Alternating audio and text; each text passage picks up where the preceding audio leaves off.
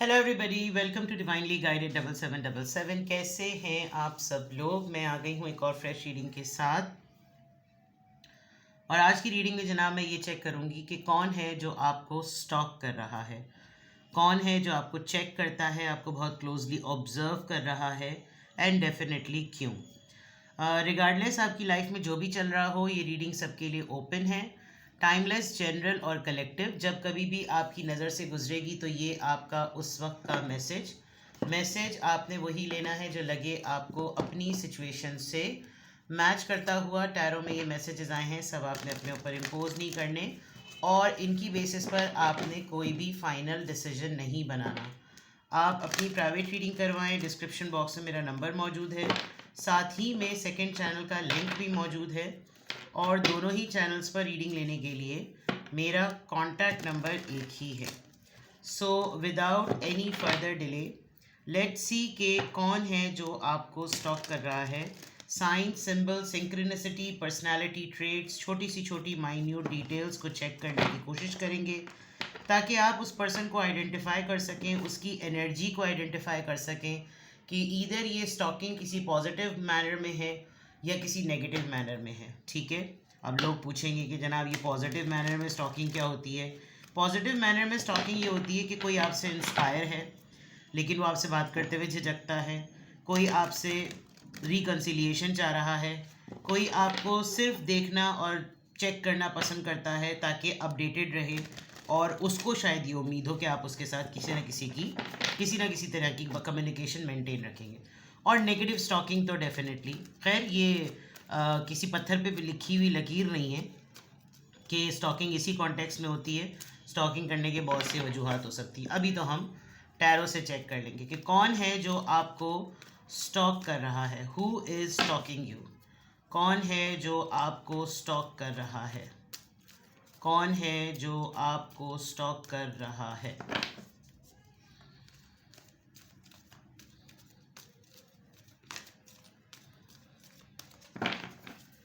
कौन है जो आपको स्टॉक कर रहा है।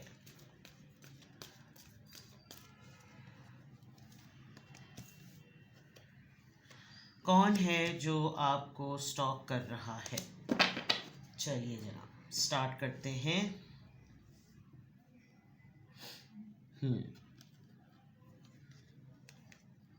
Healer of the ages, number 51।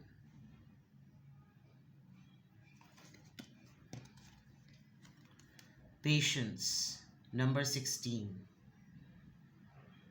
10-10। जितने भी टैरो रीडिंग्स में जितने भी डेक होते हैं उनमें जब कभी भी कोई टाइमिंग्स आती हैं तो वो 10-10 आती हैं। नोटिस कीजिएगा, आप लोग तो बहुत सारे चैनल्स देखते होंगे। Storm warning, number 10, 10, 10 and 10।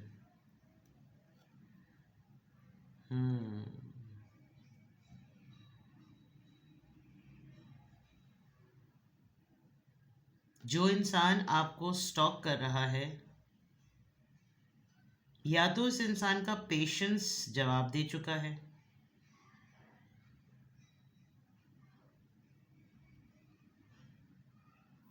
कोई साइकोथेरेपिस्ट, कोई काउंसलर, कोई लिटरली हीलिंग देने वाले लोग जो हीलिंग सेशंस देते हैं, थेरेपी सेशंस देते हैं, magicians type, tarot readers.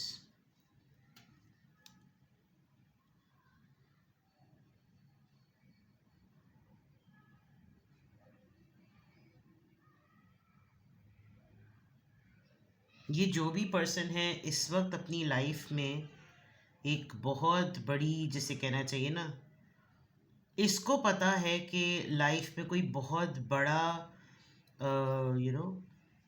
Thundering किस्म का तूफ़ानी तूफ़ानी अलर्ट, जिसे नहीं कहते कि बेटा सावधान हो जाओ और पहले से अलर्ट हो जाओ, पहले से होशियार हो जाओ कि कुछ ना कुछ तो गड़बड़ होने वाली है। कोई डिवोर्स के प्रोसेस से गुज़र रहा है, डिवोर्स के फेज से गुज़र रहा है, अभी डिवोर्स हुई नहीं है लेकिन डिवोर्स पॉसिबल है। और अगर बहुत बड़ी बात, अल्लाह माफ़ करे, डिवोर्स नहीं है तो सेपरेशन तो फॉर श्योर है। आपको कोई ऐसा इंसान भी स्टॉक करता है जो बहुत सारी ज़िंदगी की सूरत हाल में कुछ बहुत सारे मामलात पर आपकी वजह से बताए हुए मशवरों पर सब्र करके बैठा हुआ है। ये भी एक बहुत बड़ी ज़िम्मेदारी हो जाती है कि फिर इंसान जो अगला होता है वो अपनी ज़िंदगी में हर अप एंड डाउन पर आपका गिरबान पकड़ने लगता है कि तुमने ये कहा था, तुमने ये कहा था। शायद इस इंसान का खुद ही बहुत ज़्यादा सब्र का पैमाना लबरेज हो रहा है कि अब ये आपको स्टॉक करते करते अब इस नहज पर आ गया कि अब कुछ भी हो, मैंने अब कुछ करना है। मैं इसको क्लैरिफाई करूँगी क्योंकि यहाँ तो पर्सनैलिटी ट्रेट्स नज़र आ रहे हैं, यहाँ सिचुएशन नज़र आ रही है। ये इंसान जब आपके साथ होता था ना, या होता है, अब पता नहीं अगर जो मैं बताऊं वो आप इससे मैच कर सकें, जिसको गेस कर सकें, इस इंसान की ज़िंदगी में बहुत सुकून होता था आपकी वजह से। आप इसके लिए एक प्लेजर मोमेंट थे, प्लेजर पर्सन थे, प्लेजरिंग एलिमेंट थे, या इसको आपसे कह सुन के बहुत इत्मीनान और बहुत सुकून होता था, इसको बहुत अच्छा महसूस होता था। कोई किसी मामले पर डिसीजन नहीं ले पा रहा तो इसको एकदम से अंदाज़ा होता था कि मैं जो हूँ वो इससे डिस्कस करूँ। आप देखें इसके दिल से रोशनी निकल रही है। और ये पेशेंस के अराउंड भी जो फायर कह लें आप इसको इग्निशन कह लें, कुछ कह लें, बर्निंग चीज़ है, और फिर एकदम से तूफ़ान का आना। तो ऑरिकल से तो बहरहाल ये पता चल रहा है कि जो भी है, ये तो पर्सनैलिटी ट्रेट और सिचुएशंस पता चल रही हैं। लाइफ में कोई एक बहुत बड़ी चीज़ है जो ये इंसान एक्सपेक्ट कर सकता है कि ये अबाउट टू हैपन है। तो इस पे मैं थोड़ा सा पहले ही से अपनी कमर कस लूँ, ठीक है। चलें पहले इन तीनों कार्ड्स को क्लैरिफाई करते हैं, फिर मैं टैरो कार्ड से चेक करूँगी कि कौन है जो आपको स्टॉक करता है, कौन है जो आपको स्टॉक करता है। Please clarify this healer of the ages. Queen of wands, someone very passionate, feminine energy, this could be, ये एक मर्द में भी हो सकती है, बहुत ही अट्रैक्टिव, बहुत ब्राइट और बहुत एनर्जेटिक, बहुत सारे आइडियाज़ और क्रिएटिविटी के साथ, हर तरह का ट्रेंडी शौक और यूनिक शौक रखने वाली शख्सियत, अपने थ्रोन पर, अपनी लाइफ में, अपनी फैमिली में, अपने सर्कल में बहुत ही वाइब्रेंट एनर्जी। कुड बी आपका कोई इक्वल कॉम्पिटिटर भी हो सकता है ये। पेशेंस का कार्ड यहाँ पर क्यों आया है, प्लीज़ गाइड मी। पेशेंस का कार्ड यहाँ पर क्यों आया है। 7 ऑफ वॉन्ड्स, कोई लड़ते लड़ते थक गया है दुनिया से। जैसे मैंने कहा था ना कि इसकी सब्र की बस हो गई है। हर कोई रोज़ एक नई लड़ाई, हर कोई रोज़ एक नया क्वेश्चन, हर कोई रोज़ एक नया मुहाज, एक नया मुद्दा, एक नया सवाल, एक नई आजमाइश, और अकेले तन्हा फाइट करना, ये जो इस इंसान की कैफियत नज़र आ रही है। 7 ऑफ वॉन्ड्स, कोई आपसे यूँ भी बहुत इंस्पायर है कि आप बहुत ही मल्टी टैलेंटेड और मल्टीपल टास्क मेंटेन करने वाले पर्सन हैं। You are excellent in maintaining the hard task, और आप बहुत सारे मुहाज पे अकेले होते हैं, तो ये शायद आपसे बहुत मुतासिर है इस मामले में। स्टॉर्म वार्निंग, ये सबसे इम्पॉर्टेंट कार्ड है।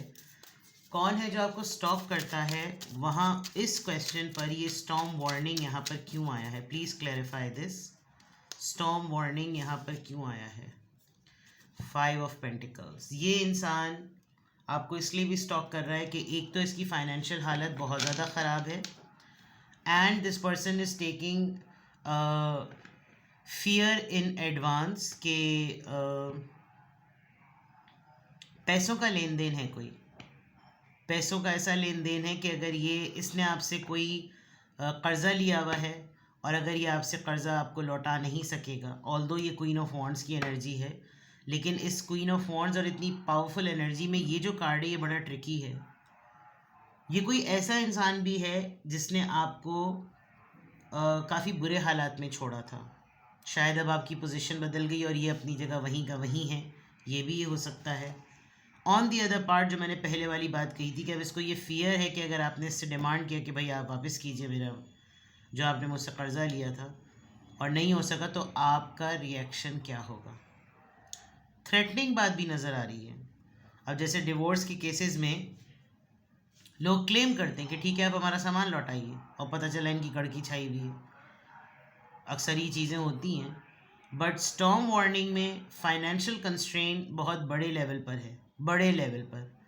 रिश्ता टूट जाना, साथ छोड़ देना, भाग जाना, छोड़ के चले जाना, पैसों की वजह से छोड़ देना, मॉनेटरी लेवल पर तो बिल्कुल क्लियर नज़र आ रहा है। लेकिन ये जो है, जो आपको स्टॉक कर रहा है, ये उसकी एनर्जी है, आपके साथ ऐसा कुछ नहीं होना। तो ये उसकी एनर्जी है और ये आपको स्टॉक कर रहा है। लेन देन के मामला में डेफिनेटली ये हर वक्त चेक करता रहता होगा कि आप कब मैसेज करके पूछेंगे, कब बोलेंगे, कब बात बताएंगे, कुछ इस तरह की चीज़ें हैं। चलिए, ये 3 कार्ड्स तो पता चल गए। इस डेक को रखते हैं यहाँ पर। इनको मैं ज़्यादातर क्लैरिफायर्स के तौर पे यूज़ करूँगी। और कौन आपको स्टॉक करता है?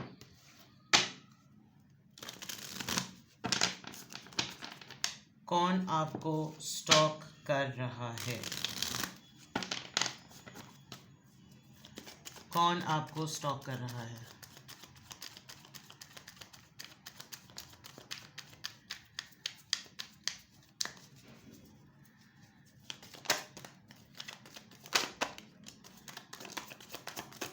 कौन आपको स्टॉक कर रहा है?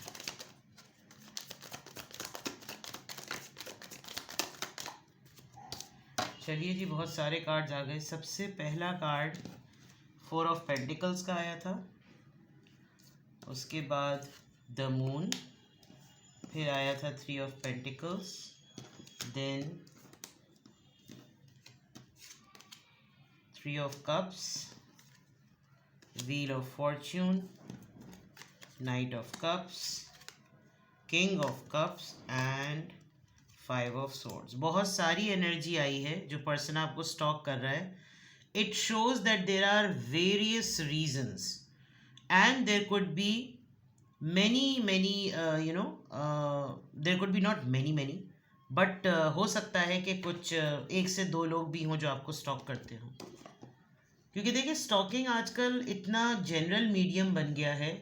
पहले आप किसी के घर जाते थे और कोई आपके घर आता था, या आपके घर का ही कोई ऐसा फ़र्द होता था जिसके पेट में इतनी गैस होती थी कि वो पूरे जहान में, पूरे ख़ानदान में सारी ख़बरें फैलाता फिरता था। फिर किसी को आपकी गॉसिप पता चलती थी, वो फ़ोन खड़का कर आपको पूछता था या वो घर चक्कर लगाता था। तो पहली की स्टॉकिंग जो होती थी वो ख़ानदान के एक किसी गॉसिपिंग एजेंट के थ्रू होती थी। अब स्टॉकिंग बड़ी आसान हो गई है, क्योंकि अब स्टॉक करते हैं लोग मीडिया के थ्रू। हर चीज़ डिजिटलाइज हो चुकी है, तो स्टॉकिंग बहुत आसान है।